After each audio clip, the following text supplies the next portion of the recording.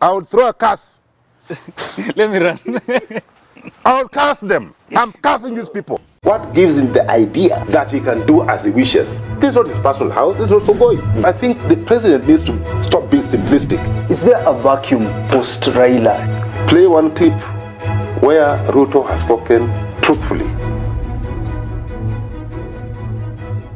The president will be respected so long as he respects the people of this country. If he continues disrespecting the people of this country, people will reciprocate in the same manner. So let him just do the right thing. Follow, govern this nation through the rule of law. Respect the constitution. Respect the people of this country. And they will reciprocate in equal measure. Okay. That is it. As that. Simple as that. He has actually proved that he's not a man worthy any trust. So Kenyans, be careful. Do not allow your eyes to be removed from the ball, because it is about your assets that are being sold and some medical insurance of 104 billion. 104 billion, Jed. 104 billion is not pocket change, and it is not his money. We are going to tell him how to spend our money. He will not decide how our money is going to be spent. But most importantly, Jed, and I keep on telling you, you're a young man. If this Adani bloody thing goes through, shoddy, stinking, 30 years, you'll be a grandfather. This Ruto will be dead. I will be dead. He will be dead. He will be buried. I will not be buried. And he wants to give our airport for 30 years. On top of that, give this Adani fellow a stake of 18% in perpetuity. Is this serious? Go to hell. I would be so sad, Jed, when you people, because me, I will not want in another 5-10 years to be the one to prosecute Ruto. I will not want, not at that age. If Ruto does not correct his ways, the people who are going to prosecute him are you, the Gen Zs and millennials, and the alphas. They are the ones who will put him where? On the guillotine machine. If not, they will reintroduce the rope. They may decide to hang him until he dies. That's what? He dies. They may decide. You know, these Gen Zs and millennials, you guys are ruthless. So I'm trying to warn my friend that these things that you are doing will catch up with you one day. You can imagine my president being taken to committee. I'm telling you, he should ask Raila, who has been in committee. Ask him, tell him to ask, now that Raila is a friend, he's a brother. Tell him to ask Raila how committee is. I don't want him to see my president in committee. So I am just pleading with my president. God has been very kind to you. You have made enough money.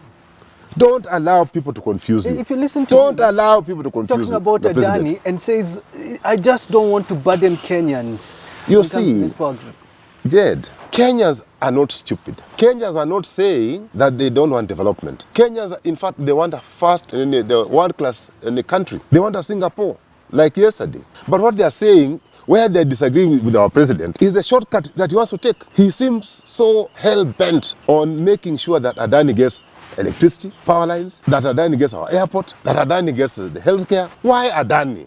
But are they trying to suggest, Jed, that lawyers have been condemned to be cooks and watchmen?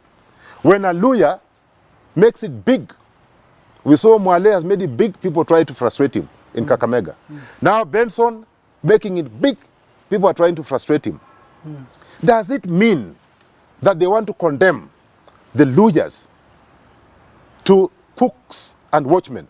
That question will have to be answered by somebody at the right time. Because this is a community, we belong to Kenyans. You know, I had told you, Jed, and you better, Jed, you better listen to me. There are people who are going to hell. But before they go to hell, to hell, Jed, let me tell you this. We have sunk. This is the lowest we've sunk. The country is going towards the wrong direction. Okay? I am a Tiriki. And I can tell you, Jed, as a Tiriki and as Tirikis, we are capable of doing things. We are capable, Jed. Khulabalama. Those guys are going, they are going very soon. Tirikis were serious people. You listen- So I am telling you, what- this level of impunity, Jed, must stop. What does hulama? Hulama. What does it mean? I will throw a curse. I will throw a curse. Let me run. I will curse them. I'm cursing these people. Oh my. They will, Jed, Dabalama. You see, I don't know about sober. I don't know your definition about sober, Jed. You know, you're also sometimes very interesting. And you're talking about It's a sober. sober nation. Listen, my brother, you can decide to be sober above the belt, and you can also be very unsober below the belt. It's a matter of choice. Okay? So, so don't, taxes must just be fair. They must just be fair. Because how somebody lives is their business. Because when you are punishing people who are busy above the belt, you know, people smoking and drinking and doing all manner of things, don't forget, I can tell you, if today you close breweries, if today you closed the cigarette companies, the economy will collapse. It will definitely collapse. So don't call it a sin tax. Sin tax. They can also be a sin tax below the belt. Yes, there are many sin taxes. We look below for the belt. those people. So don't talk about you know, taxes. Tax administration and taxation should just be fair. Make a decision that you are going to stop corruption in this country. What does it take, though? What does it take to stop corruption? What do you mean? We've talked about corruption since. Come on, Jed. Everyone says we'll stop corruption. You're just being like a Kenyan. Tell me what? You because are being, every single day Jed, we talk about you're corruption. being like a Kenyan. What stops you from stopping corruption? It is you, because you're corrupt. You don't have the guts. You see, if, for example, a road project of 100, of say 50 kilometers, 100 kilometers, is supposed to cost, by any standards, a good road, by your own standards, supposed to cost, say, let's say, 20 billion shillings. Why would it end up costing 30 billion? Is that rocket science? Oh, obviously, you should ask yourself at the top, if it is 20 billion, why has it gone to 30? That 10 billion has definitely gone to people's pockets. So how, your question was, how can you stop? It is very simple. Allow the institutions which are mandated by the Constitution to function. Don't interfere with the Auditor General when he's auditing your books, because your cronies could be found. Don't. It's an independent office. Let them do their job. Don't try and micromanage ethics and anti-corruption commission. Don't. Let them do their job. If your friend, if your family member is caught in corruption, let them face the full wrath of the law. You know, you mentioned the Duale. Duale is a family friend, so I'm conflicted. But Isaac is also a friend. But now, since you have smoked him, you smoked him out. Yeah. Since you have smoked him out, I thought... You had ignored him. Yeah, I ignored. Ulikuwa unalenga. Nilikuwa nimelenga. But let me tell you, I already sent a message to Duale. And I think maybe, and I know he doesn't take what I take. Because I say, no, maybe PK had unjudged something. Yeah? He must have tasted something. That's why he spoke the way he spoke. I know he doesn't.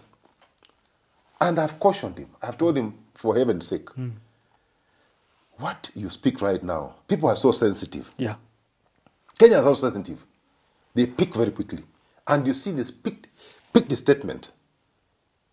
Maybe he didn't mean what to say what he said, but the interpretation that was given, that he was suggesting that the people, the low class and the poor in this country eat everything, including garbage. They eat everything. Wanararua kila kitu. Everything. Yeah? And it is only them in cabinet and the top government and Ruto and the family who have things to waste. You know, they leave food on the plate and almwaga. They're the ones who, in fact, then he was referring to themselves. But that statement was most unfortunate statement coming out somebody like Duale, who is very well grounded, very well experienced. But I think he's rubbing shoulders with the wrong people. The wrong people. And that's why he's become a bit careless.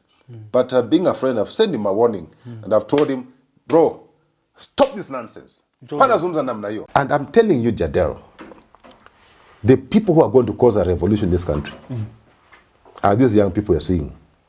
Are these people, young people, we are hoodwinking with affordable housing, kazi ya mjengo. Ati tutakulipa 1,000 kwa siku.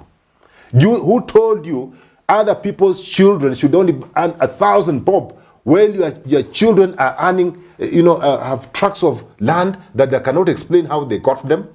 That they are driving the latest models of motor vehicle, yet the only business you have done is chicken selling and eggs. The only business you are known of is being a member of parliament, and you can afford to take your children abroad. You have not done anything. You are not known for doing anything. This is an economy that is being led by cartels and cabals and thugs. These are thugs. And this needs to come to a stop, because if you think you're hoodwinking those fellows by taking them to Mujengo, they'll do it for some time because they don't survive. But they're going to turn against you. And they'll for sure bring you down. When you see members of parliament in Kenya coming together, it's for personal interest. They have an agenda to push that is beneficial to them. Car mortgage, the car loan, house mortgage. Those are the things that bring them together. That the things that will propel this country to get greater heights, those things divide them. The things that will foster unity, those things divide them. Okay? You never see them coming together. You never see them reading from the same script. Yeah? There are things like the finance bill. That is where we expected Parliament to say, wait a minute, I respect you as my party leader, I respect you as the head of state, but on this particular one, I differ with you because of A, B, C, D. But you just go there, you're called to State House, like my friend Reverend Finance says, people receive a brown envelope, you get maybe a brown envelope, and you vote the way you voted without thinking, without caring about the small common mwananchi. I'm just hoping that Kenyans have learned a lesson. That you actually get what you invest in. Kudos to the Gen Z and millennials. For the first time, they have put President Ruto on a lockdown. He has not been able to travel for how many months? For almost 2 months. 2 months. Yes. Lockdown. That is as a result of the Gen Z and millennials. They have put him locked. In fact, I think for a lack of a better word, he is under curfew, house arrest, under country arrest. He has been arrested by the Gen Z and millennials. He can't move. He can't move from the boundaries of Kenya. Because they have told him, move out, uende ukienda. I'm happy that these people have woken up, the clergy have woken up, but they should stop issuing statements. They should move from the pulpit. They must honor Gitari. They must honor the late Munge. They must honor Njoya. They must honor the late Ndingi Mwana Wanzeki. They must honor these people by joining other Kenyans on the streets. It should not end by issuing statements and issuing other statements, press and on the pulpit complaining. They must join us in sending this government home earlier than anticipated. I saw Rigathi yesterday and I looked at that video several times. This is an immediate former deputy president of the Republic of Kenya. Even if you hate him, even if you don't like him, treat him as a human being. Treat him as a Kenyan. Treat him as somebody who has served, even if you served only for 2 years in an office. Power is transient. Today you are there, tomorrow you'll not be there. You'll be in the streets like all of us. And would you want us to give you the same treatment? There are goons hired who landed on a former deputy president. What are we telling the world? What are we telling the world, Jed? That we are uncouth, that we are crude, that we are archaic, that we are uncivilized? What are we telling the world? That the institutions here don't work? That we mute violence against other Kenyans? We have intelligence system, this same DCI that is arresting business people, this same DCI and NIS, they normally have intelligence before anything happens. They monitor everybody. Why didn't they foresee this particular incident? What I happened? saw your letter. Yes, my letter. Yes, I've sent. I put in a petition. Have you? Did you put a petition? I saw yours. Did you put in a petition, Jed? I saw yours. Did you put in a petition? You are the one on the other side of this Jed, table. come on. So I'm asking you. Jed, come on. I saw your Oh, yeah, petition. no, Jed, be counted. You must be counted, Jed. You said we have to go for a referendum for something of this magnitude Yes. to happen. Yes. You know, that is something that significantly change our architecture, our governance structure. Guys, we gave a mandate for 5 years. We are the ones who gave them the mandate. They want to extend their mandate because they're incompetent, because they have failed, because they're useless, because they have not done anything. They want to extend by 2 years. We are not going to allow time extension to an incompetent team. But when I started getting Kenyans asking me, what the hell is going on with this Kenya Kwisha government? Isaac Mwaura, who the other day was jobless, looking for a job. Now, he's saying that Kenyans have big stomach. Do you have a big stomach? Do you? I can even say you're starving. Yeah. This boy who had no job the other day is now saying Kenyans have big stomachs because they're big, they can afford unga at 89 bob. If I was President Ruto, this man would be sacked by today. Kenyans don't have big stomachs. The people who have big stomachs and big pockets full of stolen public funds are people in this government. They are the ones who have big stomachs. They are the ones who have progressed from the west upward. Kenyans have no progress. Kenyans are suffering. Then there's this other one calling himself advisor, don't advise, economic advisor. The fellow is about to bust. This D fellow is about to bust. And he's saying, do you know what he's telling Kenyans? That the companies that are closing, the people who are affected are privileged, the few privileged. Change the type. The people who are losing their jobs are Kenyans. They are not privileged. When you have a job, you are not privileged, particularly when you are earning hard-earned money. You are not privileged. You sweat. Those buggers in this government, they don't sweat. They earn money for doing no job. We've not seen the job they're doing. They are the ones who are privileged to serve and growing fat in their tummies, as if there is I don't know what in those tummies. Then they are saying that Kenyans are privileged. These are Kenyans, Jed, who have lost jobs, who have lost income. They are the people who are employing hustlers. They are the people who are buying boga, tomatoes, onions from hustlers. They are now jobless. How will the hustler survive?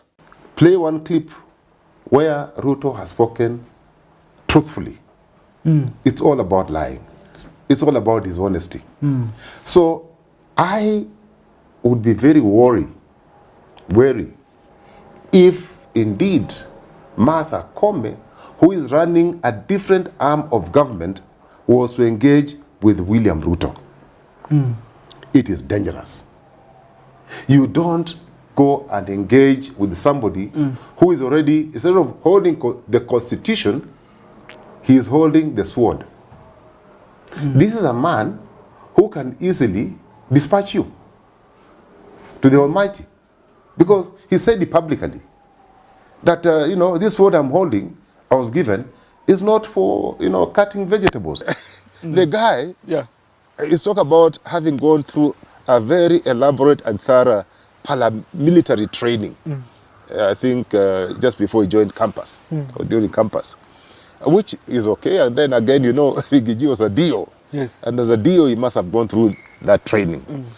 Then I remembered, it is alleged that Rigathi slapped his boss in State House. Oh. He slapped his boss in State House. He gave him one slap. Yeah. Then I also remembered, it is alleged in the same State House, William Samoei Ruto slapped one Chesire. Slapped. Then I said, my God, what goes around comes around. But, He slapped Chesire in the same State House. Now his principal assistant is being alleged that gave him a nice slap You know, these things They're are saying he banged the table. He banged the table and gave us, it is alleged, I was never there. A holiday imefika lakini Wakenya wako mawaya. Tuko mawaya, my boy. What gives him the idea that he can do as he wishes? This is not his personal house, this is not for going. I think the president needs to stop being simplistic. Is there a vacuum post Raila? Play one clip where Ruto has spoken truthfully.